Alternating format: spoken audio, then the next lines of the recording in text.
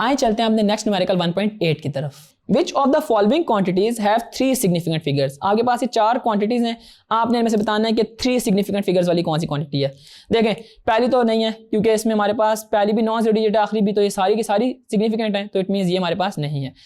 अब अगर बात करें इसकी, तो हमारे पास जो लेफ्ट साइड पे जीरोज होते हैं वो सिग्निफिकेंट नहीं होते, तो हमारे पास 1 2 और 3 है, तो ये हमारे पास क्वांटिटी जो है इसके अंदर 3 सिग्निफिकेंट फिगर्स हैं। ठीक है जी।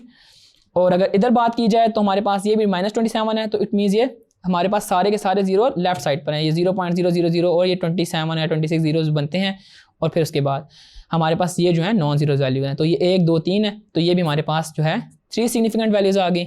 और इसकी बात की जाए तो इसमें 4 है क्योंकि हमारे पास डेसिमल के बाद जीरो आ रहा है। हाँ, इसमें मैंने बताया था ना, ये वो जो हमारे पास चौथा प्रोसेस था कि डेसिमल के बाद जीरो आएगा तो हमारे पास वो सिग्निफिकेंट कंसिडर होगा। अगर डेसिमल के अलावा आ रहा है तो उसको हम सिग्निफिकेंट कंसिडर नहीं करते होते। तो इसमें 4 हैं, तो ये भी हमारे पास 3 सिग्निफिकेंट वैल्यूज नहीं है। तो यूँ आपने देखा कि कैसे हम लोग सिग्निफिकेंट फिगर्स को फाइंड करते हैं। ट्रेलिंग जीरोज और हमारे पास जो लेफ्ट पे जीरोज आ रहे होते हैं उनको हम निगेट करते हैं डिपेंडिंग अपॉन द सिचुएशन, और उसमें हमने जितने भी रूल्स है सिग्निफिकेंट फिगर्स में हम सीख चुके हैं और अभी हमने उसको इस न्यूमेरिकल में अप्लाई किया।